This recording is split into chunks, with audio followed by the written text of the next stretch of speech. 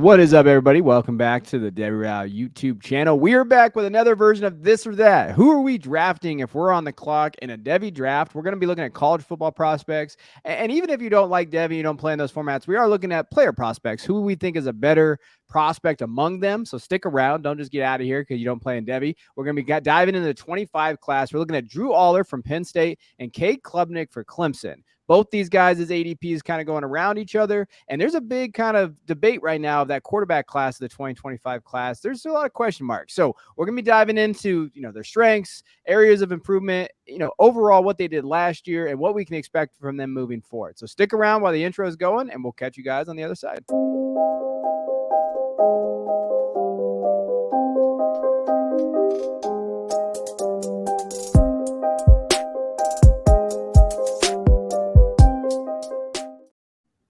All right, we got Drew Allar versus Cade Klubnik, and this is like, to me, is a lot of fun to kind of debate and talk about because we love quarterbacks and there's question marks with these guys, and I think that's where we're really looking at.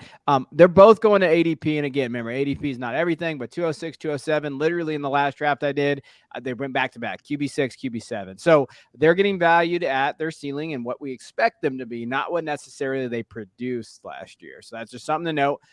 Christian's going to talk us through Allar and what he did last year from college production standpoint, and then I'll go dive into Klubnik. Yeah, so Allar didn't really get on the field a whole lot. He was stuck behind Green Bay Packers backup quarterback Sean Clifford, who did get drafted on day 3 last year, which was crazy. But 35 of 60, 58.3 completion percentage, 344 yards, 4 touchdowns, and a little bit of rushing upside as well. You'd like to see the completion percentage come up a little bit. I think, when we talk about the strengths and weaknesses, that's definitely going to be a make or break type of thing for him this year. Penn State has an opportunity to be a very, very good football team, but it rides on the back of Allar being a lot more productive and a lot more sound with the football. You want to talk about Klubnik real quick? Yeah, I mean, Klubnik kind of in the same category with Drew Allar. DJU was there, really struggled at Clemson. Dabo did not do a good job with Cade Klubnik, kind of getting him involved. Like, they threw him in some bad games last year where, they asked him to go win games all of a sudden, and they just didn't do that. Had they, with South Carolina game comes to mind in terms of how bad that game was. Had they maybe played Klubnik earlier, they would have been in the college football playoff, to be honest. They probably took Ohio State's spot based on their schedule. At times he looked good, but that offense really struggled. I think inefficiency. I think the weapons on the outside really struggled for Klubnik. And you see the numbers: 697 yards, 2 touchdowns, 3 interceptions. Not great. But I think going forward, the hope is that when we're looking at Garrett Riley being there now from TCU, obviously Lincoln Riley's brother, that they're going to open up this offense, because that was always the concern with Clemson. They had a terrible offensive system. You saw it at Virginia where their former OC went, Tony Elliott, and we were always concerned about that. But now moving forward, we're seeing that. I do want to shout out Christian because he did highlight the fact that like Trevor Lawrence was going to struggle because of that Clemson offense and what we saw. And he did. We saw that first year. And I know Urban Meyer was there, but he has seen those. So now that offense is away, now we could kind of look at and see what it projects forward. But let's really dive into the strengths and weaknesses of these guys and what we're going to talk about. Yeah. So Allar is one of those like bet on tools type of guys, massive kid with a big arm and the ability to create outside of structure. Those are the things that you like, the things that you really like to see in a modern NFL quarterback too. And I think that's a key piece to talk about is, not every quarterback with tools gets high draft capital, but you're definitely going to lean on a guy with the ability to create outside of structure versus a guy that has to, sit in the pocket, or a guy that, gets a little bit more inaccurate when he's rolling out.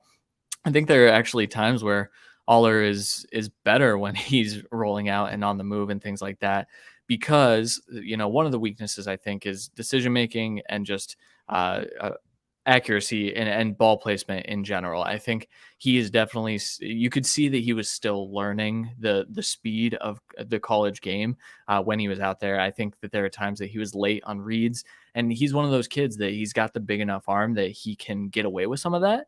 But the next step for him will be, I'm on time. I'm able to, throw a pinpoint pass 15, 20 yards downfield, and then I'm going to give my guy an opportunity for yards after the catch. So, and then in terms of like projecting him forward, it does I mean, that wide receiver room is still very much so up in the air. I think, transfer Dante Cephas, Keandre Lambert-Smith. I think Caden Saunders is going to have a role this year. Those guys need to take a step forward as well for Aller to kind of hit that ceiling that we're hoping that he does. So I agree with you. So when you're looking at just the numbers, now he's my QB1 overall in this class. And for the reason why is because like I just put arm strength and velocity and off platform throws. So you're right about like the off platform stuff and out there. There's a few throws, man. You go watch his huddle tape, and I know you're not degenerates like us, but like I went into some weird huddle like dark hole one time, and he made this throw. It was like a 40-yard rope on the run across his body, just on a dime. And I was like, yep, this kid's QB1. Like I was just like, and that was going into last year. The question I have, and the big thing I have with him is like, can they elevate? Can Penn State produce a quarterback one in the first round? And with Franklin there, I hate James Franklin. I'm going to be straight up. It drives me crazy because I think he limits his player ceilings. And I do know they have a stud running back room, so I think they're going to be there. Will he get enough reps? And I think he can win the Big Ten too. I think Penn State's a dark horse to win the Big Ten. So if Aller can do that, yeah, then we're going to be talking about him. We're very excited.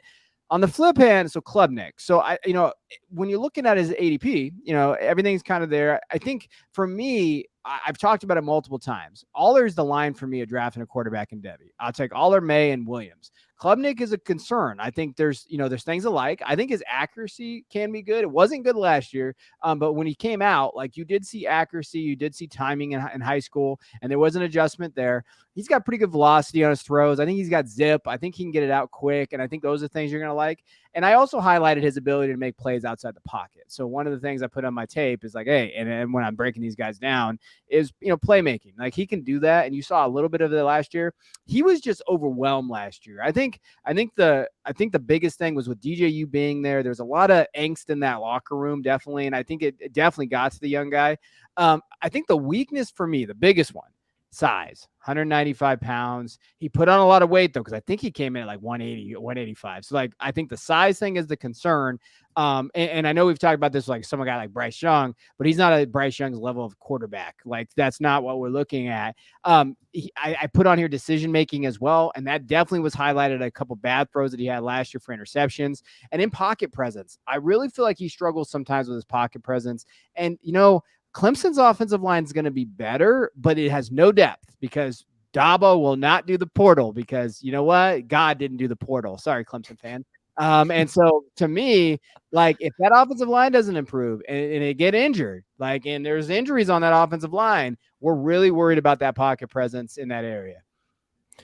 Yeah. And I think that's something that kind of deciphers the two, not to spoil the pick here in a second, but when you look at what Aller can do when an offensive line breaks down and how he can kind of understand, okay, I've got a rusher coming from my left side. Let me roll out to the right, or let me step up in the pocket and then get past him, on his backside. I think those are the things that you saw a little bit of that from Aller last year where you didn't see it from Klubnik. So.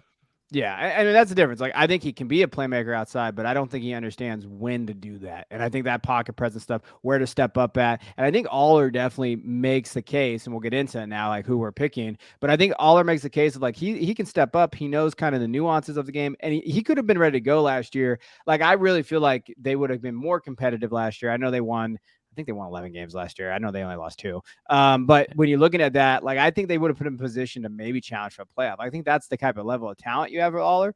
I think both can be very good. I'm picking Aller here. I just think from a Devy quarterback perspective, I cannot get by the size of Aller. Like, man, he's a massive boy and he's got strength and arm strength for days. And I do think that room, and there's an argument to be made that Penn State's wide receiver room is better than Clemson's wide receiver room.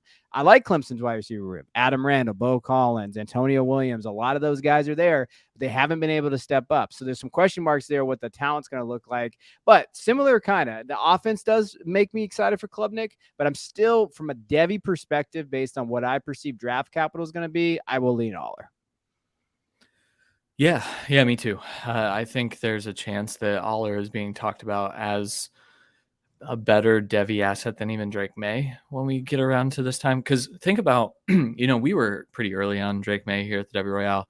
We had talked about him, Oh, yeah. In that spring leading up to Sam Howell's last year, because he had shown some stuff. I think when you talk about what Aller could do this year and how he could elevate his game, it could be very similar to how Drake May did that last year. And now Drake May is being talked about as a top 5 pick. I think we're in that same stratosphere for Aller. I think you can make a case now. There will be guys that go back to school, but I think right now he would be the early favorite for an underclassman to go first overall in that 2025 draft. Klubnik, to me, is a guy that if we see those improvements and if he starts to, make more sound decisions and things like that, that could also be a first round player. But I'd rather bet on Aller based on what we've seen thus far and how we project them forward. The rise of Klubnik is going to have to be very much higher than the rise for Aller. Like, I think Aller is right there. He shows some things this year. He's going to be consensus quarterback one of the 25 class. I think Klubnik can put up numbers in this offense, but will Dabo release them, and how's that going to look? I think that's the biggest question. I lean Aller, and then just because of the risk at the quarterback position. But we appreciate you guys. As always, we love these things. We love talking about this. What do you guys think in the comments? Do you guys think that Aller is your guy, or are you going to leave with Klubnik, or just avoid quarterbacks altogether? Let us know down there. Check our Patreon out in the description. We'll see you guys next time.